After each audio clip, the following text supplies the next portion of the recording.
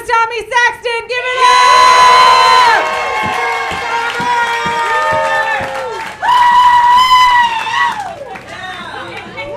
Keep it going. Let's go. How are we feeling, Zanies? Oh, you guys are hot.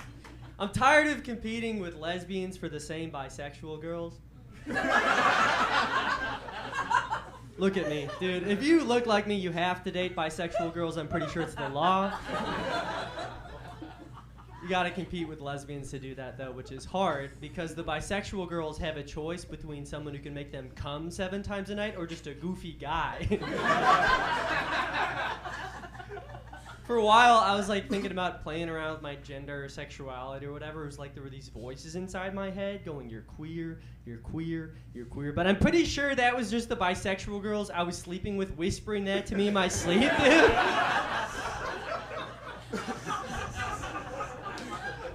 They almost got me.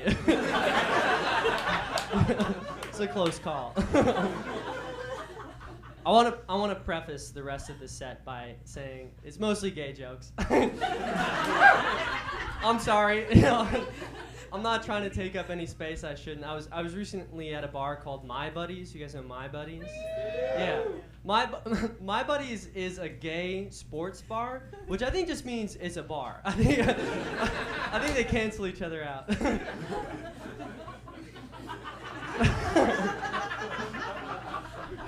I was there for an open mic, and I got there nice and early to get a good spot. I signed up for the number 7 spot, which is good because people are going to be warmed up, but they won't be tired yet. And the host gets there, and she's like, "Y'all, the first 10 spots are reserved for women, people of color, and LGBTQ people." And I looked down at myself, and I was like, I could probably get away with this.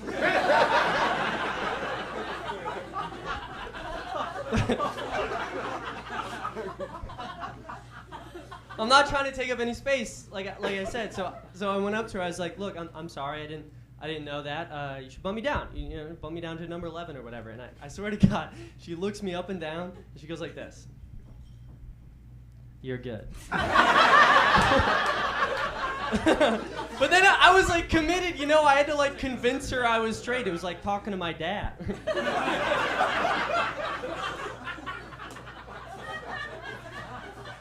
That was the last gay joke, I swear. Make some noise if you don't feel like an adult yet. Clap. I'm 24. I don't really feel like an adult yet. I have been doing this pretty adult thing recently, though, which is sleeping with sad millennials.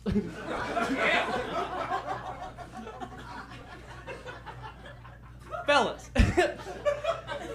If you're in your 20s and you can't afford therapy, I could not recommend it more. They will fix you. You do have to call them mommy, though. Even if you have a nice relationship with your mom, they don't. So it's a price of admission. I was sleeping with this older lady. She was like 35, and I'm 24. I can say that. She had a real mommy fetish, and she also had a kid, and you shouldn't have both. That would be like if I had a hospice job and also an opioid addiction. They don't mix well. You guys ever been to Boulder, the city of Boulder? Yeah. Do you like it? Yeah. Sure. I went there recently. I really like it, but it's very expensive. I was shocked. It's more expensive than Chicago. I was shocked at how expensive everything was. Boulder is so expensive. How expensive is it? I don't know. Do you guys know what testicular torsion is? No? So you don't know. It's it's basically where you twist your balls, like twisting a muscle, but it's your balls. Yeah. I got that recently, not from anything cool, like a snowboarding accident. I just slept on them funny. Slept on my balls. So I woke up and I was in like intense pain. So I did what anyone would do in that situation. I called my mom. She's a doctor. It's not weird. So I was like, "Mom, what should I do?" And she said, "You should probably go get him checked out." So I went to the urgent care. And I finally got seen after a while. There's this nurse, this male nurse. And this guy didn't exude confidence, which is not what you want when someone's like examining your balls. I was like Winnie the Poohing it, and he was like, I don't know. So I mentioned that my mom was a doctor and that she was the one who told me to go there in the first place. And he goes, oh, let's call her. What? Let's call your mom. So for the second time that day, I called my mom about my balls, and she talked about them with a stranger. But, you know, she gave him some good advice, because he hangs up and he goes, so Tommy, your mom says you either have testicular torsion like we thought, or chlamydia or gonorrhea. Which is cool that my mom had to tell him that, you know.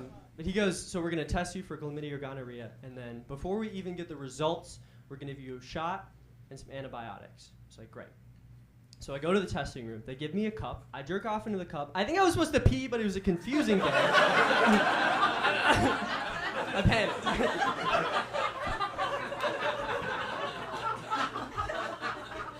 You ever panic so hard you jerk off?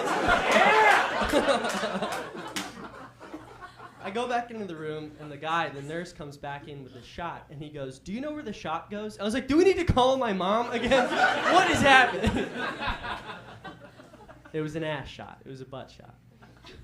So I stood up, and I pulled my little ass out. And he goes, you need to stand on one leg to soften the cheek for entry. So I stood all sassy-like. The poor guy, right? It was a confusing day for him, too. He called my mom. He felt up my balls. You know, I was standing like this with my tight little ass out. I was looking good. So he fingered me a little bit. I was like, I don't think my mom told you to do that, but being a nurse is hard. I don't blame the guy. He was panicking, too.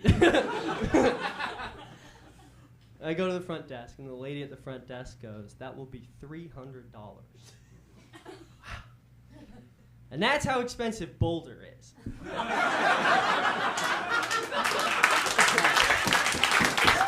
Thank you. All right. We got any educators in the crowd? Teachers? Not a one? What? That's the first time that happened. I'm a teacher. I worked at a weird outdoor boarding school for high school students. They would come and live in the woods for 3.5 months. I did a lot of things with them, but basically my job boiled down to living in a cabin with 12 high school boys. It's wild. The thing about being a younger educator, 24, they feel comfortable saying things to you that no one should say to anyone ever. I walked out of my room, and I was wearing a blue and white horizontally striped t-shirt, and my student looks at me and goes, it's giving Timothée Chalamet from that gay movie. I was like, Dune? I lied, there was one more gay joke. Another thing I did, taught a sex ed course. It's a cool thing. We had it was very sex positive. We answered any question they had. We had this little anonymous question jar where they could write any question, anonymously or whatever, to protect their privacy. So I like reading them off on stage. What if it is too big and doesn't fit? Not an expert on that. Not the guy to answer that. What does cum taste like? That one was rough because I had to pretend not to know. I've heard, how do you masturbate? Kind of hard to describe verbally, right? So I showed them. You all have been absolutely wonderful. Give it up for your host. Give it up for the other comics. I'm Tom Saxton.